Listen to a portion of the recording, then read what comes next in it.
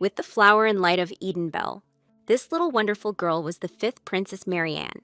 No one could take their eyes off her beautiful, radiant smile, and when she spoke, everyone listened with bated breath to her every word. She had a perfect appearance and a kind disposition. Her eyes were the color of gold. This little miracle was adored by absolutely everyone. Her sister had black hair, the color of a raven's wing, and dull green eyes. The girls were very different. But despite this, Ophelia treasured Marianne very much, because all their differences did not change the fact that they were one family. Although Ophelia was also a princess, she was always treated with some disdain. They didn't understand why this crow was pestering Princess Marianne. Even when people compared the girl to a little princess and gossiped, she still continued to love her with all her heart and soul. However, all this was in the past and changed dramatically when Ophelia was accused of poisoning. Ophelia remembered how Marianne was delighted with her sister's invitation and enjoyed the wonderful weather and beautiful spring flowers. It would be sad to admire all this beauty alone. Besides, Ophelia received a new tea as a gift and wanted to try it with her little sister. But suddenly she noticed that something was wrong with Marianne. The girl dropped her glass, spilling the rest of her tea all over the table. She called her sister in a barely audible voice. Ophelia was terribly frightened and kept calling for Marianne. People around discussed what had happened, and the woman said that no one could have imagined that this black crow would do something like this. But for the man, on the contrary, everything was obvious. After one glance at Ophelia, he could tell that she hated the little princess and envied her. The atmosphere between these girls was always gloomy. The woman considered it a disgrace to the entire empire that, despite the fact that the girls were half-sisters, envy overcame Ophelia. Opening her eyes, Ophelia looked around and returned to the cruel reality. The girl sat in the basement, handcuffed. She did not understand how much time she had slept, and it seemed to her that time passed completely differently in this place. Ophelia realized that she was terribly hungry. She was locked in a solitary confinement cell in a dungeon where no ray of light could penetrate. And when she saw food lying on the floor, she was very happy. All the food she received consisted of a glass of water and a piece of bread. In pitch darkness and utter loneliness, she had no choice but to drag out her meaningless existence on the cold floor of this cell, waiting. There was absolutely no news from her family, and the girl was worried that she would have to spend the rest of her life in this cell. But she continued to console herself with the belief that the false accusation would be dropped. She was sure that she would soon be released. Sitting on the concrete floor, the girl hoped that her little sister was okay. Ophelia's thoughts were interrupted by two guards entering the girl's cell. They led her through the corridors of the castle. Ophelia finally got to see the rays of the sun again, which she had missed terribly. She enjoyed the sunlight because it was so warm and beautiful. Noticing this, the guard pulled the girl up. The man unceremoniously threw her into the hall. He did it with such force that Ophelia was unable to stay on her feet. She heard someone telling her to raise her head. Having done this, the girl saw her relatives in front of her.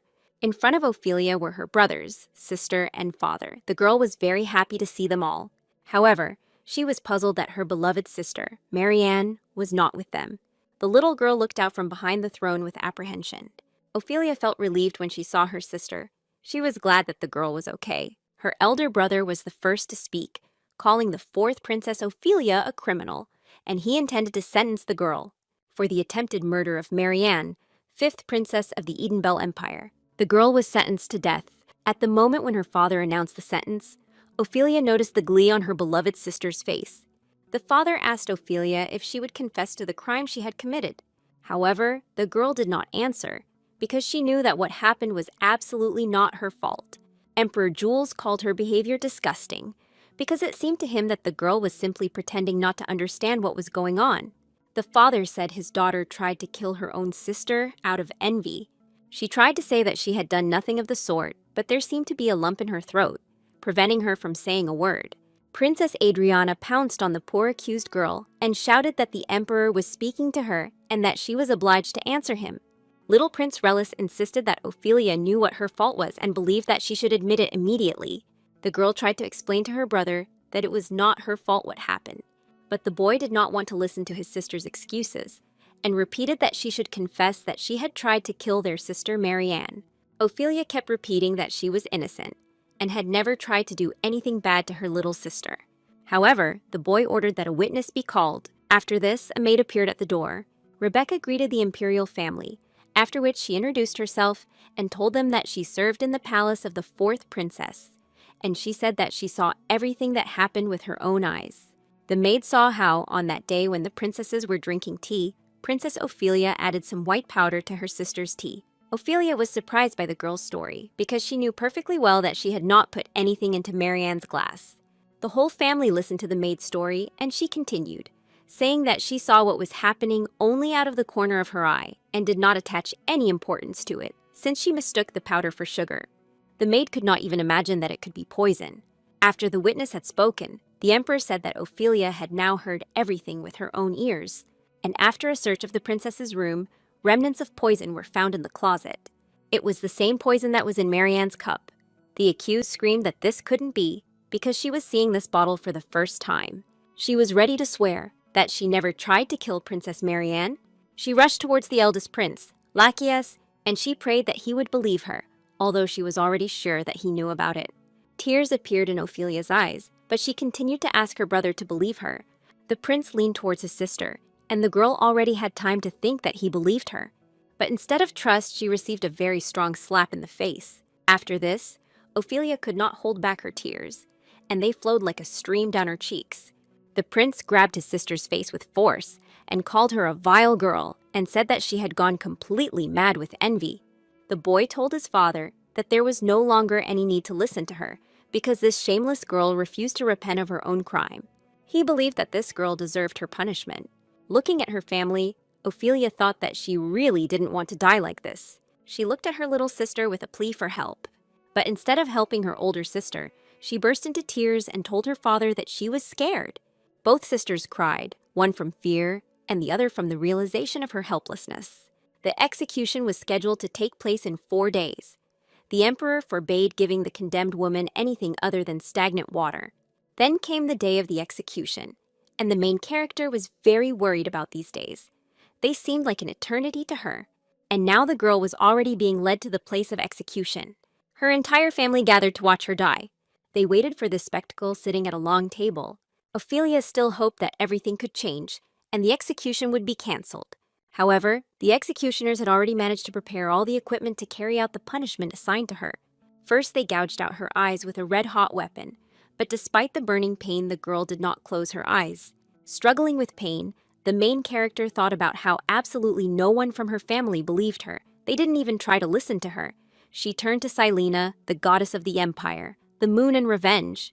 The girl was wondering if she wouldn't give her a chance to avenge such injustice.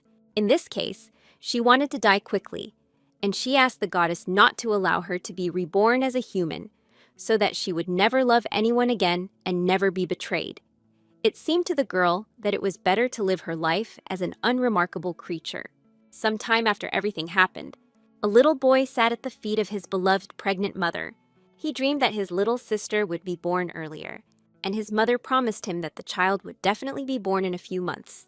But Isis wanted to see her right now. The boy stroked his mother's belly, and Ophelia felt all his touches as if he were stroking her. He wanted his little sister to be born as soon as possible, and he was sure that everyone around her would love her. After the execution, Ophelia was reborn and was destined to be born again into the imperial family.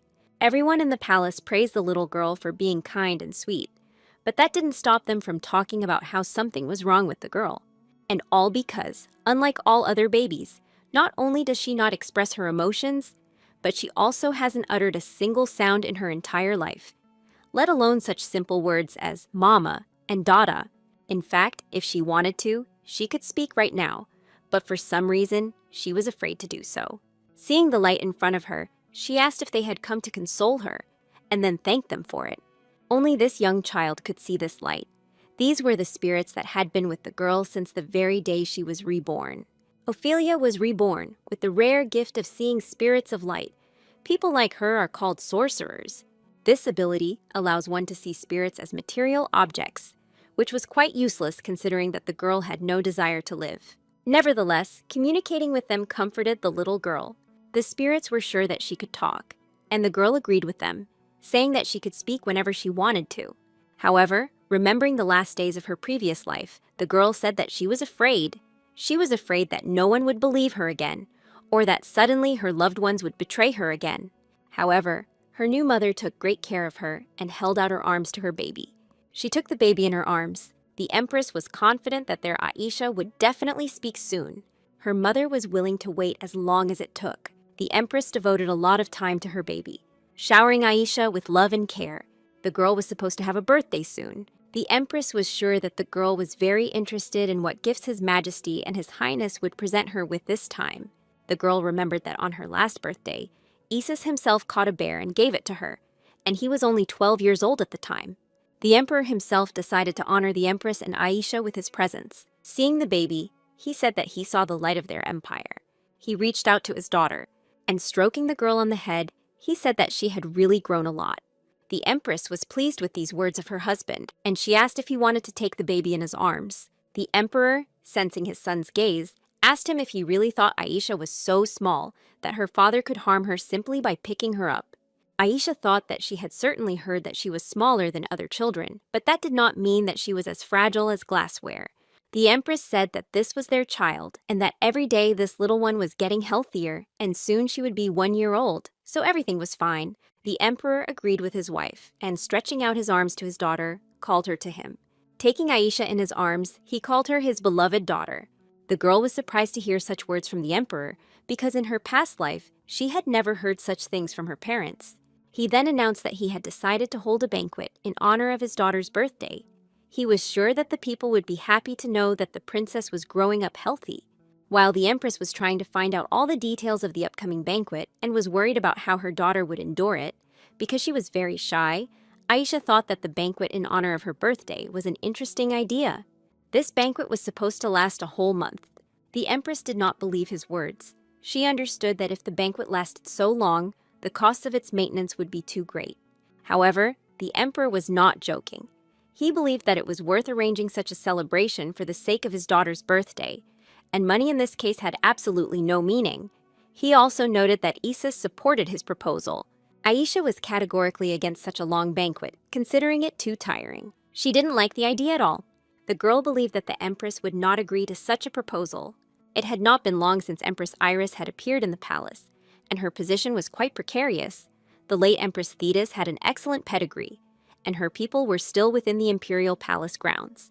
Considering that the position of a member of the imperial family, who would not inherit the throne, was determined by foreign powers, she was very worried about Aisha. But a way was found to strengthen her influence. The emperor decided to hold a banquet in honor of his daughter that lasted a whole month, so that everyone would know about the emperor's strong love for his daughter. This will also affect all the people in the palace. The emperor announced that he was going to invite Aisha's grandparents. The empress was very happy to hear about her parents' arrival. Empress Iris was the daughter of Count Roussel, whose family guarded the northern borders of the empire. Since Count and Countess Roussel were very rarely in the capital, the empress missed them very much. Since the banquet in honor of the young princess was planned to be held over such a long period of time, it was an excellent opportunity for the empress to see her family. Aisha realized that her parents were completely different from those in her past life. The mother who gave birth to her was completely indifferent to her, and the only thing that interested her father was his successor, Lachias. There was also another person he idolized, Princess Marianne. Thinking about all this, little Aisha burst into tears like a child. A frightened Iris rushed to her, thinking that her daughter was in pain. Aisha looked at her mother and realized that this face expressed concern for her. The empress was glad that the girl had calmed down and assumed that everything had passed. She said that her mom and dad would always be there for her and would never let anyone hurt their baby. Soon everyone will congratulate Aisha on her birthday. Looking at her daughter, the empress saw that she had begun to fall asleep. Holding the baby close, Iris wished her sweet dreams and began to sing a lullaby. Night has come. Aisha woke up and saw that it was already dark outside and realized that she had fallen asleep quite quickly, thanks to the lullaby sung by her mother. The baby hated the dark. She called the spirits and they appeared before her at that very hour. The girl was sure that if they were not by her side, she would not be able to live her new life. The spirits began to circle around her, as if trying to show the girl something. They flew towards the open window as if showing her something, but Aisha did not understand what was happening. The little girl tried to understand what they wanted to show her, and suddenly a tall, fair-haired man appeared near the open window of the hall. He looked at the baby without saying anything to her, and she tried to understand who it was, and so he spoke to her. saying that it turned out that she really could see spirits. Aisha did not understand how he found out that she could see spirits, how he got into her room, and how she should behave in general. She thought that perhaps she should cry, so that someone would come to her crying. She didn't understand what she was capable of in this baby's body. The man made a sign to the girl that she should not cry, but rather remain calm. Seeing that the man was approaching her, the girl became even more frightened. And he, looking at her, thought that she was a very funny child. The spirits circling around her began to greet the king. The girl could not believe that the man in front of her was a king. But then she realized that all this time, this man had only been talking to her in his mind. Seeing that he had confused the girl, the man thought that he had probably come to her too early. Touching her forehead with his finger, he told the girl to sleep and forget everything that happened in her room that night. Aisha tried to stop him. However, she realized that she suddenly felt a strong desire to sleep. And again she fell into a deep, baby-like sleep. When Aisha woke up in the morning, she saw her nanny in front of her, wishing her good morning. The girl said that the baby slept very soundly all night and never woke up, after which she asked if Her Highness had slept well. Rubbing her eyes sleepily, the little girl tried to remember what had happened to her yesterday. She thought she saw a full moon, but she assumed it might have been from fatigue. After all, recently she has faced a new challenge. The Empress slowly began to teach her to walk. Previously, she was not interested in any activities, but now she practices walking with particular persistence. The main character felt as if she was becoming freer with every step. So far, her limit was 3 steps. Aisha was born small and weak, just like the Empress, and therefore it is very difficult for her to walk, as her legs are still too weak. Those around her praised the little girl for every step she managed to take. She supported the little girl, saying that her mother was nearby and that she just had to try a little bit more and she would end up in her arms. Aisha saw the Empress, who continued to extend her hands to her, and memories from her past life came to her mind. She remembered her mother from their past life, Empress Bella. The girl tried to remember if she had ever hugged her, and looking back she realized that if this had happened, it was only a couple of times in all that time. She always told her little daughter that she should behave very quietly. One day, sitting on the throne, she picked up her daughter and placed her on her lap. Now the girl understood that this was just a political representation of how strong and friendly their family was. But despite the pretense, her mother's warm and gentle hands made her happy in those moments. Putting aside thoughts of the past, she realized that she had only managed to take 3 steps, and her legs were already shaking from fatigue. One of the maids even asked if their little princess was okay, but the girl was sure that, despite her fatigue, she would be able to walk further this time. She just had to try to get through it. The maids and the Empress supported the little girl, saying that she would definitely succeed and that she was almost there. Mom continued to call her, and the girl was sincerely happy that she had almost arrived. She still had very little left, but she caught her foot on the carpet and fell on her bottom. The worried maids asked if she was hurt and continued to support the girl, saying that she had almost managed to reach the end. The little girl buried her face in the floor, which really scared everyone around her. But she was just trying to get back on her feet. Standing up, Aisha heard the enthusiastic cries of those around her. The girl was confident that she would never give up and would achieve her goal. She was still just a little bit away from her cherished goal, which was the embrace of her loving mother. She thought that if she managed to get to her mother, then perhaps she would be hugged with all her heart. The day came when the Empress's parents arrived. Iris missed them so much that she ran headlong towards them. She was terribly happy to see her family, and they noticed how energetic their daughter was. The mother thought that the Empress still behaved like a child, but said that her daughter had become even more beautiful since their last meeting. Aisha watched her mother meet her grandparents, and they asked where their granddaughter was. The nanny carried the princess out and announced that she was here too. The Duchess asked permission to take the baby in her arms, and she, looking at the elderly people, thought that these were the Empress's parents, whom she was seeing for the first time in her life. The girl thought that everyone loved her because she was so lovely and charming, and she found it awkward, but she agreed with them all. Aisha had never seen her mother talk so much, and her grandfather said that she looked very much like the Empress as a child. Observing the behavior of the Empress and her parents, the main character realized that for loving parents, a child remains a child, regardless of his age. Iris was interested in how her parents had been doing lately and how things were going in the north in general. Hearing about the north, Aisha thought that the Empress was talking about Bella, her homeland in a past life. However, the Count suggested going inside first. The Empress was worried and, while drinking tea, asked her father if something had happened in their homeland. but he reassured her, saying that he simply didn't want to talk about Eden Bella because of prying ears. After signing the peace agreement, everything was quiet and calm, but they were still on guard. The Count said that strange rumors had reached him. He had heard that in honor of his granddaughter's birthday, Eden Bell was going to send an ambassador with gifts to the banquet for the occasion, and he was interested in whether this was true. The Empress confirmed this, saying that this was so, and they promised to visit them this time. The main character was interested in whether the imperial family would come in person. The Count thought it commendable that they wanted to come so far to congratulate his granddaughter, but he didn't want to see them at all. They discussed the arrival of the royal family and how things were not going well in Edenbell. Having heard that the royal family itself would be arriving, the girl was interested in which of the couple would come to visit them. Realizing that relatives from her past life would arrive, Aisha burst into tears. The Empress was worried and tried to calm her daughter, and the Count was worried that his granddaughter was ill. The Countess slapped her husband on the arm, saying that it was all because they were talking too loudly, and that children at that age were very sensitive. The Empress was confident that she would soon be able to calm the little girl down, and she began to tell her that everything was fine, and that her grandfather had already received a reprimand for his tone. The grandfather apologized to the little girl for his behavior and suggested that it was all because of Edenbell. The main character believed that all the people of Edenbell were terrible, and with this thought she stopped whining. The Count assumed that in this way his granddaughter agreed with him, and that she, just as he did not like Edenbell, the Empress agreed with his assumption. The main character was thinking about how she hated the entire royal family of Edenbell. The Empress assumed that her baby was in a bad mood. She hugged her daughter tighter and asked her what she could do to improve her mood. Iris suggested that perhaps the little one should be given some sweets. And the main character thought that, remembering Edenbell, she felt very bitter. In fact, she felt a little ashamed. At that moment, the Emperor and Isis entered the room, and Mom asked why they had come. The Emperor said that he really wanted to see his beloved wife and daughter, and the boy wanted to see Mrs. Iris and his beloved sister.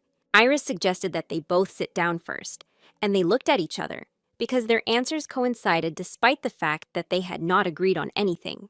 Over a cup of tea, the Emperor said that he was glad that everything was well with his beloved girls, and Iris replied that it was all thanks to His Majesty. Thanks to Isis, among other things, she was very glad that he doted on his little sister. The boy said that it couldn't be otherwise, because he was her older brother and would always take care of her, because he made that promise. The Empress laughed and said that she readily believed it. The little girl who was playing with him thought that he really was her brother. Her brother told her that he was preparing a gift for her, but it was a surprise, and so he couldn't tell what exactly it would be. The main character didn't believe that her brother could give her something, because nothing like this had ever happened to her in her past life, despite the fact that she had many brothers and sisters. But Isis was sure that this girl would definitely like the surprise. There was nothing she could do about it, and she realized she would just have to wait a little longer. Everyone was amazed that the princess's birthday banquet would last a whole month. This is all because Princess Aisha is very much loved. The girls also discussed the fact that Prince Isis also values his sister very much, and even recently gave her the skin of a bear he killed. But most of all, they were interested in who she looked like more, the Emperor or the Empress. One of the maids asked if the Empress had finished her preparations, and when she saw Her Majesty, she said that she was unusually beautiful. The first day of the festive banquet has finally arrived. On this day, Aisha decided to appear in public for the first time, and was therefore very worried, but her mother constantly hugged her and assured her that she was simply incomparable. The girl touched her tiara and did not understand why it was so light. She assumed that it was enchanted. The Empress brought the baby to the window and invited her to look out. Looking into it, the girl saw the discharged streets and houses. The girl was surprised that everyone had arranged such a great celebration in honor of her birthday, because they love her very much. Iris congratulated her daughter on her first birthday. They were interrupted by Isis entering the room. She began to praise her little sister, saying that she was so beautiful, sweet, and wonderful on this day. He congratulated her on her birthday and asked her to be by his side for many more years. The prince asked Lady Iris for permission to take Aisha to the banquet hall. She agreed, but asked him to be careful. A wonderful orchestra performed at the festival. There were a lot of people gathered in the banquet hall. They took a breath and all went together to the banquet hall. The girl pressed herself against her older brother's chest. She was sure that everything would be fine, but still, this moment seemed awkward to her. Isis asked Aisha to smile at least a little, He wanted her to be the happiest that day. The Empress, who was watching them, was glad that the children got along so well. This is precisely why this banquet was organized. The boy was sure that laughter would be able to dispel her worries and invited her to laugh with him. The little girl smiled and thought that she would be able to do it and that she shouldn't be nervous. When they entered the banquet hall, all three were introduced, and the guests were asked to greet the imperial family. Aisha continued to hold tightly to her little brother. The emperor came out to meet his family. Approaching them, he said that finally everyone was assembled. He thanked everyone for bringing the lights to his daughter's first birthday banquet. They arranged this banquet, which will last for a whole month so that all the guests will have a great time. He also wanted to congratulate his daughter on her first birthday. All the guests shouted congratulations in unison. There was one strange man hiding in the crowd, as if he was hiding his face from the others. The rest of the guests were having fun and engaging in small talk. One of the girls hoped that she would be able to get a closer look at the princess after the imperial family came down to the guests. The second guest couldn't wait for this either. And then they noticed that the family had already headed towards the guests and began to look at the little princess. They compared this little girl to an angel. The guests simply fell in love with her and with the way the crown prince himself carried his little sister. It seemed to them that there was nothing more beautiful than this little angel. Aisha felt uncomfortable because there were too many people around. The emperor stretched out his hands to his daughter and wanted to take her away from his son. The baby, sitting in her brother's arms, did not understand why he was not giving her to her father. Isa said that Aisha was actually his little sister, but after the emperor reminded him that she was also his daughter, the boy was forced to hand her over to her father. Aisha thought about how just recently her father had said that he would not hug her for fear of hurting his baby. The ceremony went well, and holy water from the Temple of Light was sprinkled on the little princess's head. The girl felt that the divine power of light and her soul were getting along well with each other. Soon, aristocrats of all classes lined up in a long line to present the little princess with their precious gifts. They all admired little Aisha. In this way, the line had to reach every guest. However, there were too many representatives of the aristocracy from the capital, and the baby became tired and wanted to sleep. And ahead there were still the artist dances, which she also needed to watch. And now they introduced the ambassador from the Edenbell Empire. The girl was interested in who it would be and whether she knew this person. She saw blue eyes and assumed it was the older brother Lochias. The boy took off his hood, and the girl remembered that the blue robe was an element of clothing for the magicians of the Edenuel Empire. If the Elmer Empire was an empire of knights, the Edenbell Empire was an empire of magicians. It was the Duke's eldest son, Arsene, who received the title of the youngest sage in the Edenbell Tower of Magicians. He was also the main character's only childhood friend. When she died, she was 14 years old, and he was 17. It's been 2 years since her death, so he's 19 now. Aisha sat on her father's lap, completely immersed in her own thoughts and memories. And her parents became alarmed. They were worried whether everything was okay with their baby, and whether she was perhaps tired. The girl did not react to her parents. She assumed that Arsene occupied an important position at the imperial palace, since it was he who was supposed to present her with a gift. Aisha began to calm herself down, saying that she shouldn't cry or get upset, and that she needed to calm down. The envoy asked permission to congratulate the princess on her first birthday, and reported that in honor of this holiday, a magic stone had been created especially for her in their empire.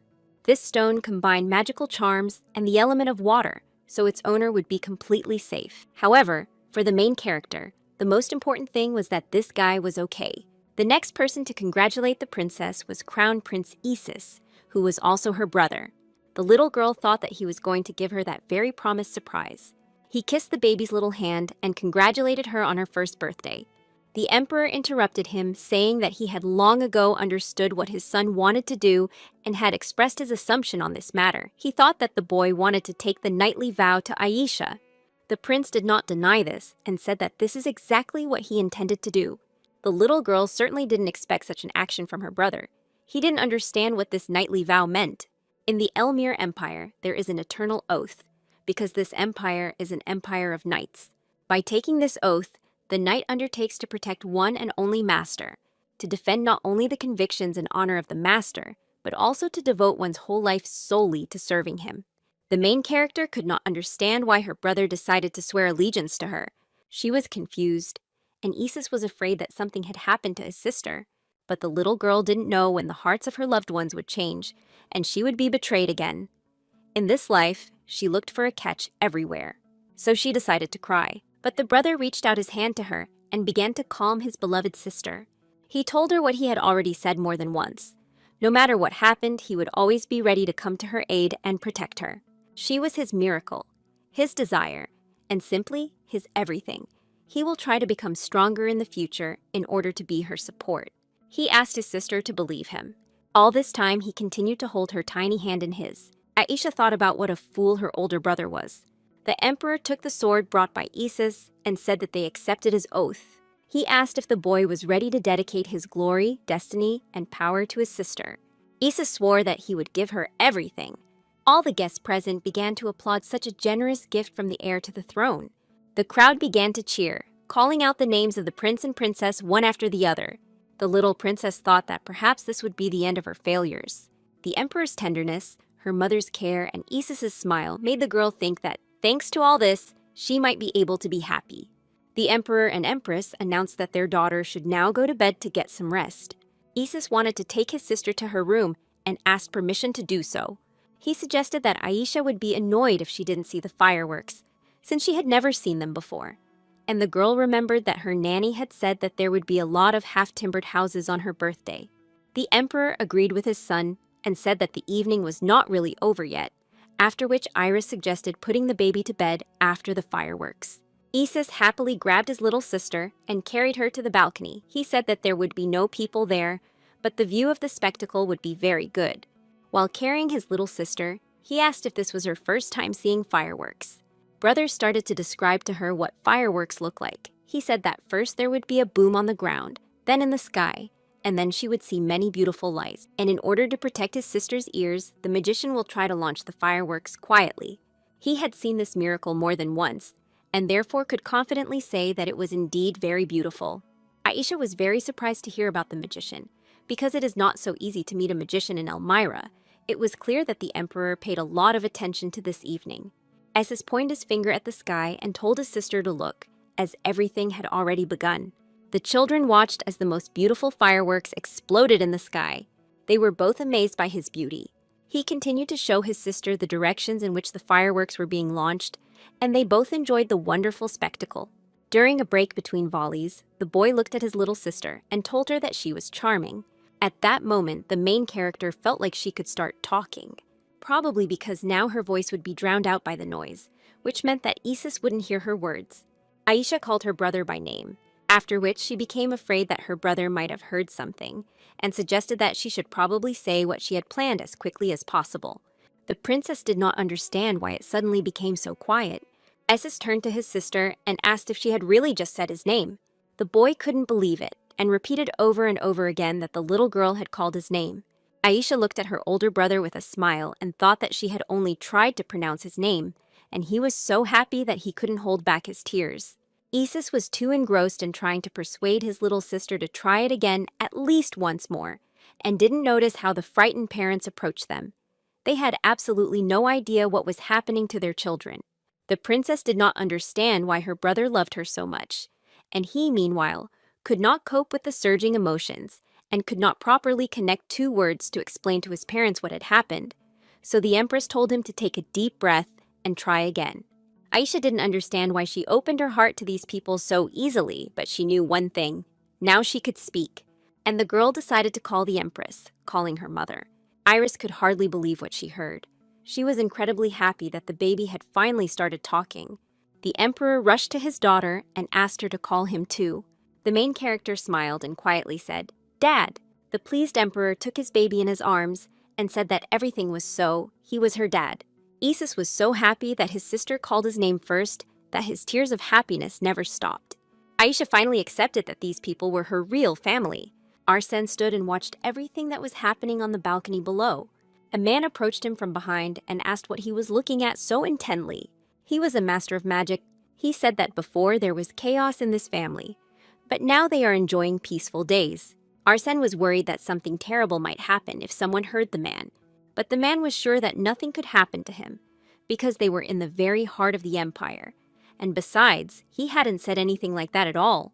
However, Arsène believed that it was always better to watch your words. After all, insulting the imperial family is a serious crime. Arsène still could not understand the reason why Ophelia died. If he had known in advance, he would have tried to do at least something.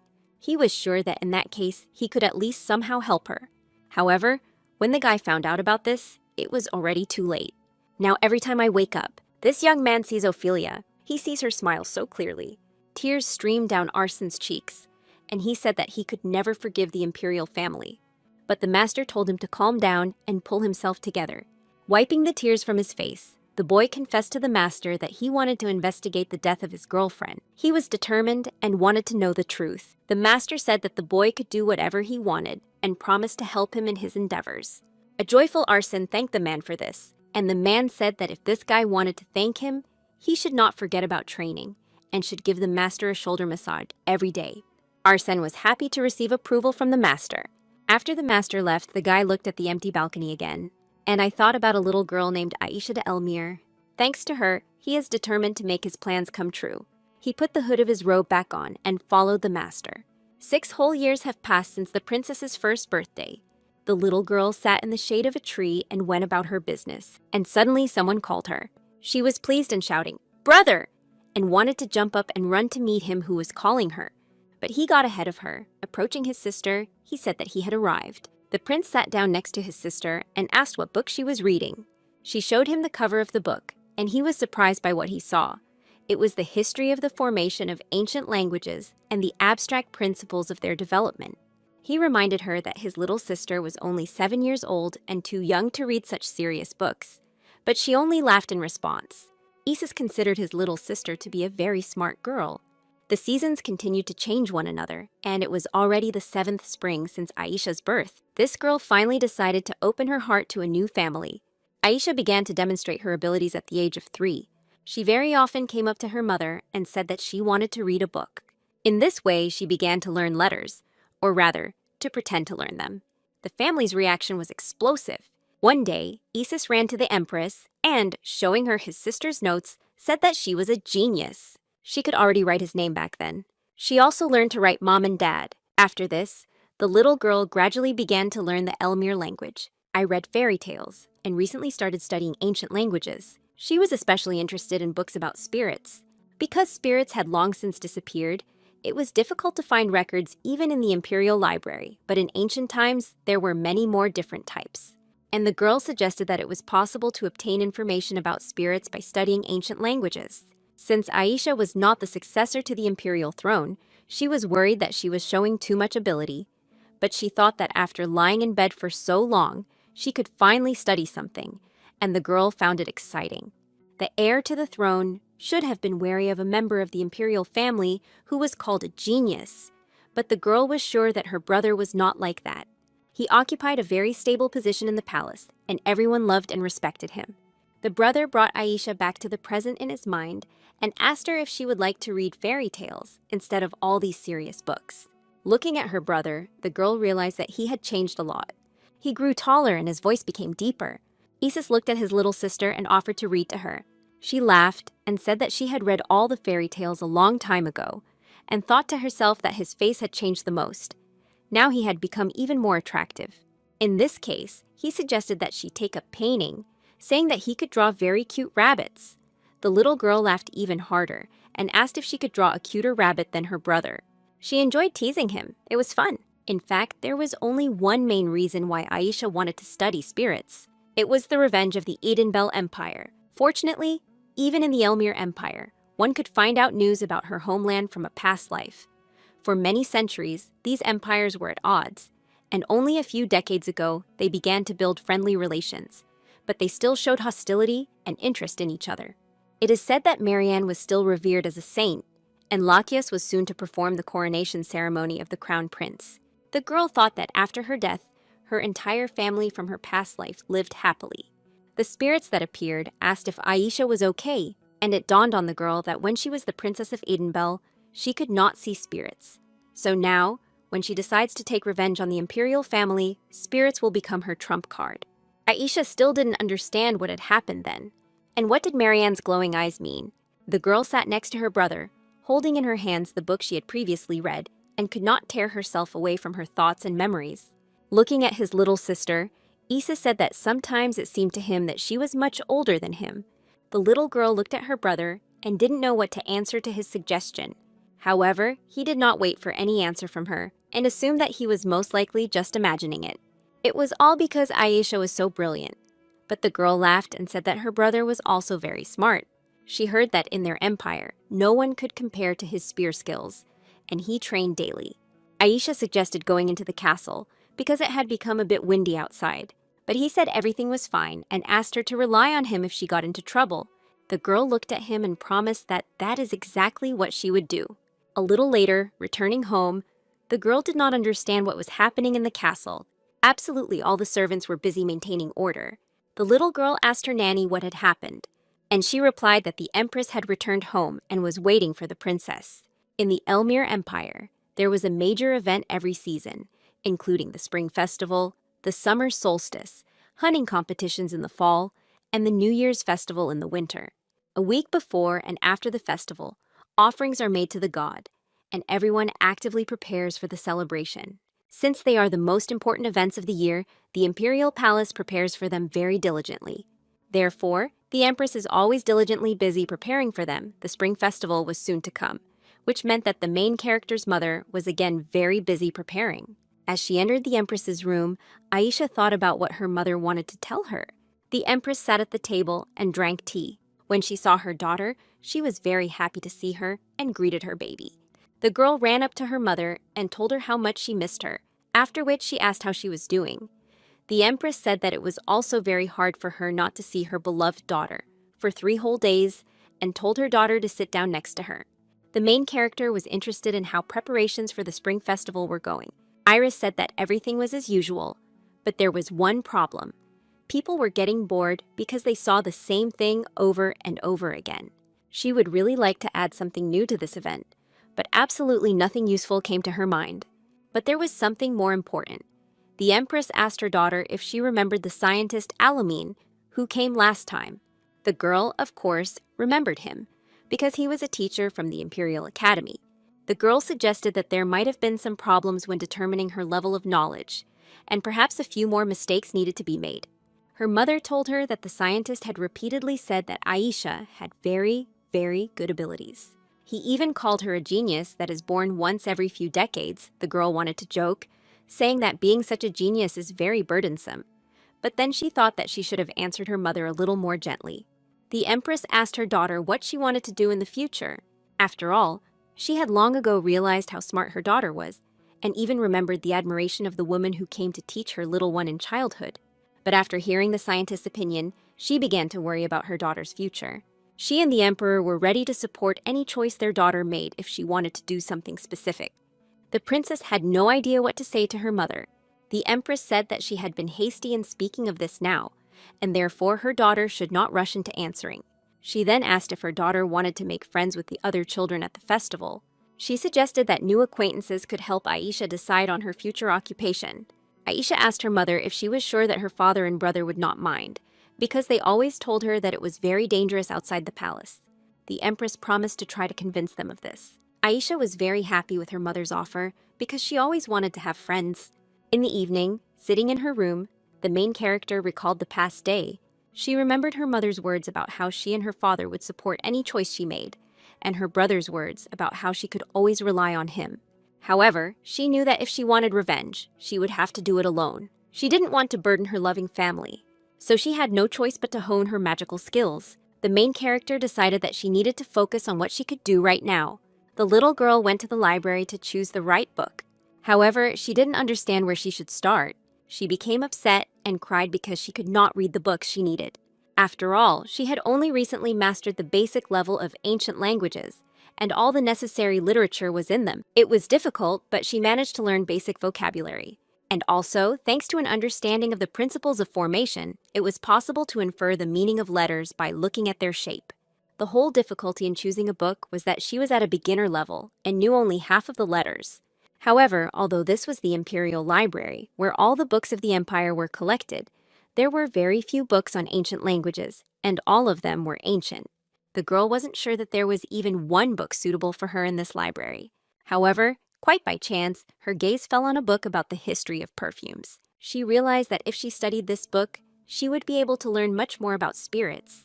The spirits she usually saw were also happy with her find.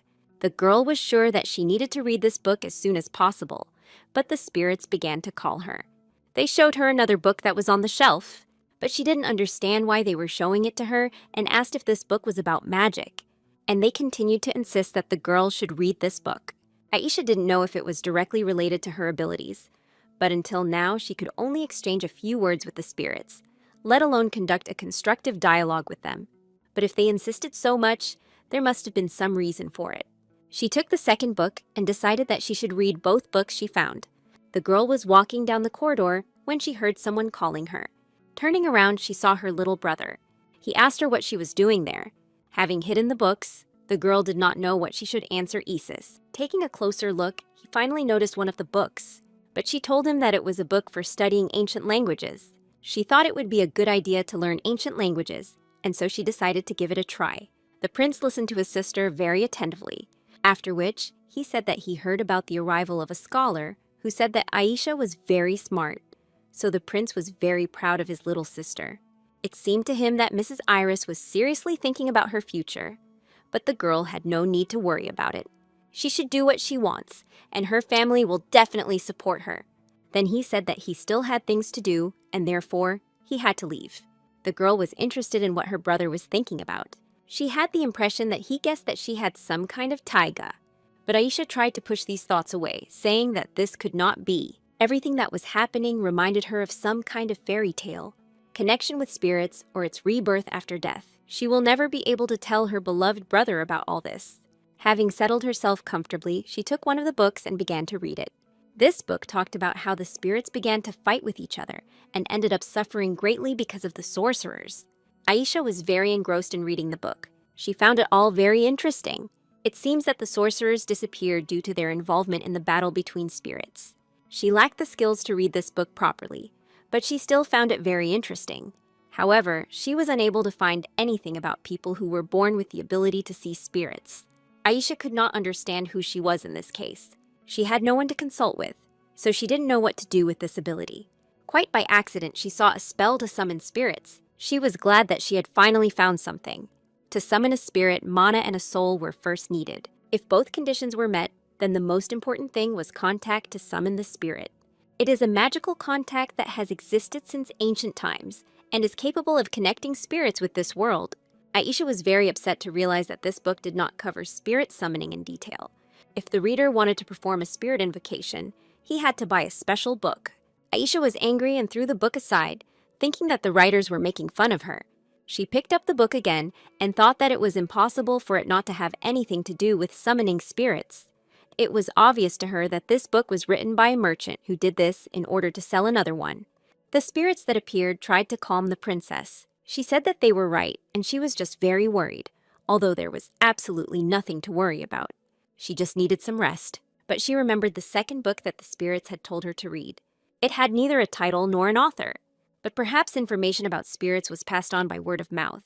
In this book, she managed to find contact with the call of the lower spirit. She was going to try a summoning method she had seen before in spirit history. First, it was necessary to prepare a contract to summon the spirit.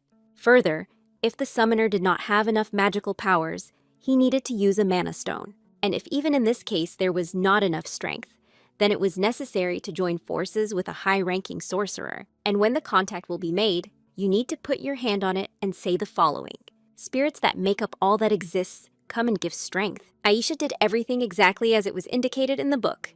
She felt that something was happening. Tension began to build around her, which gathered into a luminous lump. The main character couldn't believe her eyes. In front of her was a real spirit. He introduced himself by saying his name was Hugh, and then said he had been called up. This voice seemed familiar to Aisha. She remembered that it was the same voice through which spirits usually communicated with her. The spirit cordially asked if the main character had finished her contact with him. A pleased Aisha answered yes. Hugh flew up to the main character to kiss her on the forehead. Then another spirit appeared before Aisha. He greeted the girl, calling her mistress. This cheerful spirit was Rue. She was the spirit of light of the lower class. Aisha looked at the spirit and asked in surprise if Rue had really been able to change her appearance. Rue explained that after signing a contract, spirits receive a shell more suitable for this world. Aisha finally saw what her dear friend, who had been by her side since childhood, looked like. The girl couldn't believe that it was possible to summon a spirit so easily.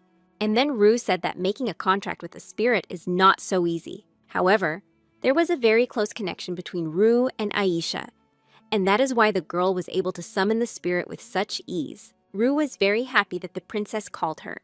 Aisha couldn't believe that the voice that had previously sounded in her head could now ring in her ears, and they could talk as much as her soul desired. The princess was interested in why Rue hadn't spoken to her normally before, since she had been able to do that from the very beginning. It turns out that spirits that are not summoned are the same lower spirits, and in their natural state they can say little. But after the mistress summoned her spirit, their souls connected, and Rue acquired her current appearance. She decided to introduce herself again, saying that her name was Rue and that she was a lower spirit of light. Aisha also decided to introduce herself, but she was sure that the spirit already knew her name. Rue confirmed her suspicions, saying that she had been looking after her since childhood. Rue said that her owner was always sweet and kind, so she was always happy to be around her, and Aisha was also very popular. She started to talk about how the King of Light Spirits himself had visited her earlier, but decided to keep quiet. Aisha asked again if Rue had said that she was famous. She was also interested in who this King of Light Spirits was. Rue didn't know what she could say to her owner, and so she began to stutter. But then she still said that all this was because Aisha was the only one in this world who could see spirits with whom she had not made a contract. Smiling, the spirit added that if anything, she didn't know anything about it. Aisha grabbed the spirit and began to shake it, asking if it was true. Now, when wizards are rare, Aisha herself guessed that her talent was special, but it turns out she was the only one in the world who could see spirits without a contract. Now the girl was interested in how she could summon spirits of a higher class, but Rue asked her mistress to let her go. Poor Rue was trying to catch her breath after such a shock. She then said that all spirits are summoned in the same way in which the lady summoned her. In this way, one can summon absolutely any spirit if there is a summoner whose magic is similar to the desired spirit. But the most important thing is to receive approval from the spirit itself. If the soul is a vessel in which mana is collected, then mana is the water that fills the vessel. And so, the larger the vessel and the more water it contains, the easier it is to summon spirits of a higher class. But now Aisha is still too young. She doesn't have much magical power compared to her mental power. Now a spirit with the highest compatibility is responding to her call. The girl had a close connection with the spirits of light, and that is why Rue appeared. The spirit hoped that she had explained in sufficient detail and that the hostess understood what she meant. Rue saw a cookie lying on the table and asked the girl's permission to eat it. Aisha, of course, allowed her to eat the cookies and offered to pour her some tea. Now the main character was interested in how she could increase her magical power. Without chewing, Rue replied, saying that if her spirit summoning was active for a long time, then both her magical power and the power of her soul would gradually increase. Rue also decided to tell what the spirits of light of different classes are called, and did not forget about the king of spirits named Ruminas. At this point, Aisha interrupted her story, asking if this was not the name of the god of light. The first deity, most revered in Elmira, is the god of light Ruminas. He is also the god who brings victory and glory. But he was also the god who brought the first light, because no living creature could survive without light. Even the spring festival is held in honor of the god of light, in order to offer prayers to him. The spirit asked, "So that's what they call him now?" And Aisha was interested in what they called him before. Rue said that his body is a spirit and he is their noble king. Long ago, when chaos still reigned in the world, the Creator created day and night, and spiritual kings were born in it. Over time, the names of the kings changed, and among them, Rumnus was once the ruler of the day and the adversary of the night, and is now called the god of light. This does not mean that all gods are spirits. They all look after this world because people are often confused. Aisha again offered her new friend some tea, and she agreed with great pleasure. She herself thought that Ruminas, whom she always considered a god, was in fact a spirit, not a god. With her story, Rue gave Aisha an idea of how she could help her mother. The girl hurried to her mother to share her idea with her. She was sure that the Empress would also be delighted with her. And now she was standing, inspired, in front of the door to her mother's room.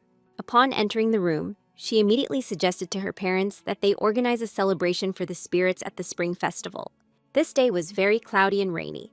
Aisha watched what was happening outside through the window and thought that the rain just wouldn't stop. As always, cookie-munching Rue said that it seemed to her that the rain had not stopped since she appeared at the palace in her new guise. Aisha found it very cute how this little spirit was eating cookies. Ever since she learned about the Spirit King, the day Rue appeared, she had been making plans for the spring festival every day while in the palace. Fortunately, the Empress really liked the plan that her daughter came up with, and the father also praised the little girl for her efforts and stroked her head. So her plan, with the support of her parents, should have been carried out without any problems. Rue was also happy about the opening of the festival. First of all, it was for spirits, and therefore, the King of Spirits should also appreciate it. People needed to learn more about spirits. Aisha was interested in what the King of Spirits was like, and she asked her little spirit about it. And she said that he is very strong, handsome, and very cool. He is known as the most beautiful of all the creatures created by the Creator. He looks like a human man, but he is incomparably beautiful. His face was unforgettable. He had golden hair and the same color, light-filled eyes. Aisha asked again about the golden hair and eyes. She reflected on how familiar that description seemed to her. However, she decided to put these thoughts aside, thinking that she could not have met the Spirit King anywhere. Meanwhile, Rue grabbed the cupcake, saying it was now his turn, and the girl was interested in whether she could call the King of Spirits himself. Rue was so surprised by this question that she even stopped eating. She said that there was no one in this world who could summon the Spirit King. The girl was upset and wondered if it was all because of magic. Humans cannot possess such magical power to summon the Spirit King. As Rue said earlier, the soul is a vessel, and magic is the water contained in it. No matter how big the vessel is, if there is not enough water, then it is impossible to summon spirits. This was the rule of the spirit world. The girl wondered whether even if she added the power of the magic stone, her strength would still be insufficient. But the spirit replied that the magic stone was secondary. It could compensate for the lack of magical power when summoning spirits of the middle or high class, but it was not capable of more. Aisha was upset because she realized that such a powerful spirit could not be summoned so easily. However, she liked light magic, and that is why she felt such closeness. Thinking about the light, the girl remembered her brother Isis. She was interested in what he was doing at the moment. The nanny who entered the room asked whether her mistress was talking about Prince Isis. The girl asked her nanny if she knew where her brother was at the moment. She understood that he was busy at the moment, but it was the first time they had not seen each other for so long, and she missed him. The nanny told her that the prince had recently become very interested in fencing and that he had caught a cold while practicing in the rain. Aisha was surprised to hear that her brother had a cold. She was interested in how serious her brother's illness was, and the nanny realized that she had let it slip because it was a secret. Aisha ran up to the nanny and asked if she couldn't even find out about her beloved brother's illness, but the nanny said that Prince Isis himself ordered her to do so, because if the princess visited him and caught a cold, it would be very bad. The girl was outraged because he always visited her, and he did not care at all that he himself could get sick. But she became even more upset than before, and said that she would not go to her brother, since it was a secret. Aisha hated it when her brother hid things from her. She wondered if her brother felt the same. After all, he also wanted her to give him advice, and he could rely on her, because no matter how difficult it was, she wanted to be strong. In that case, she decided to write him a letter. Aisha had never written letters to her brother before. She wanted to talk about her feeling. No matter how Isis thought about her, she also wanted to be strong for him, so there was no need to worry too much. Meanwhile, Isis was lying on his bed in his bedroom. He felt very bad and had a very sore throat. His temperature did not drop at all.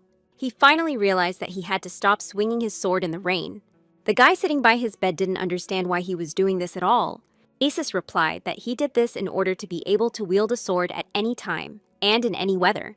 The guy asked if the prince was feeling very ill, and he answered, "Can't you tell?" The servant asked not to make him worry, but Isis asked him to be silent. He was interested in why, out of all the knights, he was the one who came. This guy's name was Vion. He was a knight and the son of a high-ranking nobleman. The boy decided to answer the prince's question and suggested that he was simply the only one who could tolerate him. Vion condemned the prince, because no sane person would train in the rain, and Isis had nothing to say to that. He was sure that he had to do it, because a prince should be better than everyone else. But the boy asked him not to do it again. Isis thought that anyone who saw them would think that this guy was older than him. But their conversation was interrupted by a servant, who said that someone had come to see him. The prince was outraged because he had banned all visits due to illness. The servant reported that it was a maid from Princess Aisha's palace who had arrived. The guy said he could ask her to come back another time, but the prince ordered her to be let in. The maid who entered greeted the prince and introduced herself, saying that her name was Lena and that she was a maid in the palace of Princess Aisha. Nothing special happened, but the princess ordered that this letter be given to Crown Prince Isis. Isis was surprised that his sister decided to write to him. Just in case, he asked again whether it was his sister who had written the letter and whether she had done it specifically for him. Lena replied that everything was exactly like that. He was glad that his sister herself wrote this little letter for him. It said, "Brother Isis." As he began to read the letter, the prince burst into tears, and Vion asked him not to strain himself, as his temperature could rise. Isis said that the room was too noisy and asked Vion to turn away and allowed Lena to go back. In the letter, his little girl asked about his well-being. She decided to write this letter when she found out that her brother was sick. She knew that he always worked hard and asked him not to overdo it. She wrote that she was very upset when she heard about his illness from someone else. After reading about it, he mentally apologized to her because he just did not want her to worry about him. She wrote about how dear he was to her and how glad she was to be his little sister. He was always by her side, and that's why she couldn't even imagine that she would be so lonely without him. She wanted to see her dear brother at the spring festival as soon as possible. In the meantime, she was going to pray for his health. Isis thought that, being in a stronger position than anyone else, he should do his best to govern the aristocracy wisely. He had to become as strong as Aisha was smart and amazing. He had to become even more powerful. This is the only way he can protect her. The prince knew that Aisha was hiding something from him, a secret she could not tell, and he was sad when he saw her hiding a book from the library. But she must have had a good reason why she couldn't tell him everything. The best he could do was trust her and support her. That's why he was ready to crush into dust everyone who made his sister suffer. And Vion asked him to calm down because he could get sick again from overwork. Isis asked the butler to bring him paper and a pen. The knight was surprised that the prince asked for paper and a pen, and Isis asked if he shouldn't answer if he received a letter. He sat down and began to write a reply to his beloved sister. Vion sat and watched as the prince wrote a reply letter. He wondered if this man really loved his sister that much. He didn't have a brother, so he couldn't fully understand this feeling. In all his surroundings, he didn't feel this way towards anyone. But thanks to this feeling, the prince managed to become such a person. After the death of Empress Thetis, he was like a wild beast. The boy was very upset by this loss. If it weren't for Empress Iris and Princess Aisha, this might not have happened. He would like to talk to her someday. The day of the festival's beginning has arrived. The nanny said that the beautiful rainbow on this day was a special sign. She asked if the princess had received a letter from the crown prince. The girl, embarrassed, replied that she had received it. Aisha went boating with her brother, and he told her that her parents' names meant lion and iris flower, and the princess's name meant white bird, which her mother saw in a dream when she was pregnant. Aisha suggested that when her mother was pregnant with Isis, she saw a rainbow in a dream, since in Elmir, his name meant rainbow. But he replied that his name was given to him by his father and mother, hoping that he would overcome all difficulties in the future. Just like a rainbow that appears after the rain,